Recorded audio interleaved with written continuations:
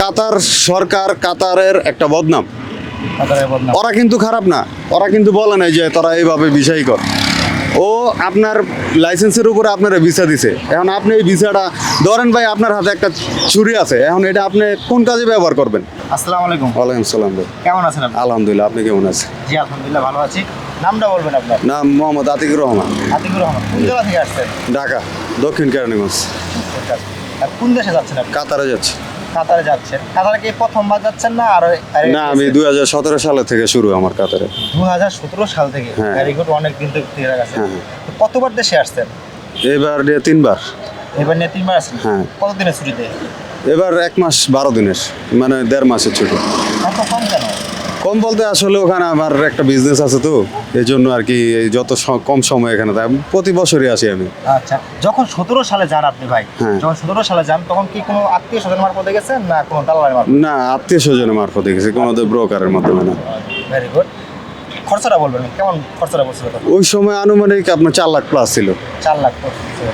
এখন কত খরচা করতেছে আপনার জানা? এখন বলতে আমি যতটুকু আমার অভিজ্ঞতা আছে, অভিজ্ঞতা অনুযায়ী কাতারে না যাওয়াটাই বেটার।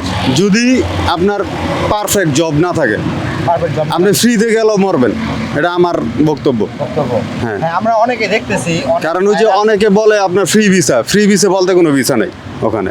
কিন্তু এখন আমাদের এখানে কিছু কিছু ব্রোকার আছে, তারা বিভিন্ন প্রলোভন দেখায় বলতেছে যে এটা আছে ওইটা আছে, কিন্তু ওখানে যাওয়ার পরে আপনার আর ওরা কোনো টাচই করবো না। অনেক আমরা ক্লায়েন্ট দেখি বা অনেক ভাইরা আছে যে এখন পর্যন্ত কাতারে খুব যাচ্ছে, খালি শুনতেছি যে ফ্রি ভিসা। আসলে কি ফ্রি ভিসা বলতে কোনো শব্দ নাই ভাই, আমি আমার অভিজ্ঞতা থেকে বলতেছি। আপনি নিজেও একটা স্পন্সর হয়ে গেলেন ওখানে, স্পন্সর হয়ে যাওয়ার পর আপনার কিছু মানে গভর্নমেন্ট থেকে ভিসাগুলো আপনার নামে যখন অ্যাপ্লাই আসার পর এগুলো তো আপনার ছাড়তেই হবে। এগুলো না ছাড়লে তো আপনার প্রফিট আসবে না। ওই ক্ষেত্রে দেখা গেছে অনেক ব্রোকার আছে এরকম নিজস্ব আপনার লাইসেন্স নিয়ে একটা মনে করেন কোম্পানি খুলে নিছে, এখন বলতেছে লোভ দেখাতেছে যে এখানে আসো, এটা করবো ওটা করবো, এটা কিন্তু আসলে ভাই কিচ্ছু না।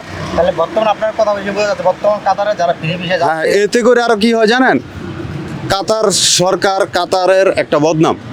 কাতারের বদনাম। ওরা কিন্তু খারাপ না, ওরা কিন্তু বলে নাই যে তোরা এইভাবে ভিসাই কর। ও আপনার লাইসেন্সের উপরে আপনারা ভিসা দিছে। এখন আপনি এই ভিসাটা ধরেন ভাই, আপনার হাতে একটা ছুরি আছে, এখন এটা আপনি কোন কাজে ব্যবহার করবেন?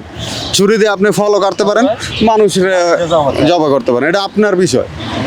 কথা বলছেন? তার মানে আপনার কথা এসে বোঝা যাচ্ছে যে বাঙালি যারা আছে ওরাই সমস্যা। এরাই মানে বিভিন্ন দেশে, যেমন আপনি কাতার, সৌদি আরব, গালফের যে কটা দেশে দেখবেন, ব্যাগে যখন আসে আপনি জিজ্ঞেস করবেন, অনেকে 6 মাস, 3 মাস, 2 মাস, 8 মাস না খাই রয়েছি ভাই, কাজ নাই কেন? তোমার তো ভাই আগে থেকে তুমি যাচাই বাছাই করে যাও।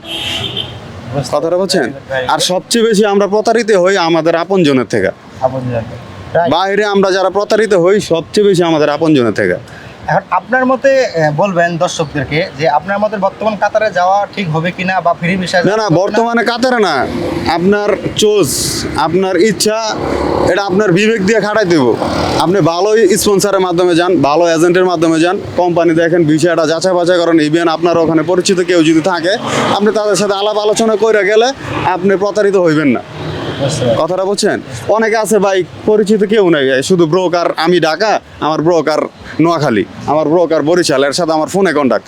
কি করে আমার বাংলাদেশ থেকে ক্রস করে কাতারে ইন করাই শেষ, কারণ এত এর ফায়দাটা লুটে নিছে। তখন ওরা বিপদে পড়ে। হ্যাঁ, এটা আমার অভিজ্ঞতা থেকে বললাম। বাকিটা আপনারা যারা যাইবেন, আপনাদের নিজস্ব চিন্তাধারা, নিজস্ব মতভেদ আছে, এগুলো বিবেচনা করে যায়। আপনি অনেক বছর থেকে কাতারে থাকেন, কাতারের প্রতি অভিজ্ঞতা আপনার আছে, আর হচ্ছে আপনি নিজের অভিজ্ঞতা থেকে বললেন, খুবই একটা ভালো বলছেন। ধন্যবাদ আপনার জন্য। ঠিক আছে, আপনাদেরও ধন্যবাদ। আপনাদের মাধ্যমে যারা আমরা বাইরে যাই, প্রবাসী যারা, সবাই যাতে সচেতন হই, সবাই এই দিকটা একটু চিন্তা ভাবনা করে যে যেখানে যান, আপনাদের নিজস্ব চিন্তায়, শুধু নিজস্ব চিন্তা সব কিছুতে অ্যাপ্লাই করলে হয় না, প্লাস আপনার পরিচিত আশেপাশে যারা আছে, যারা পুরাতন কিংবা ওই দেশে আছে, তাদের সাথে আলাপ আলোচনা করে আপনারা যান।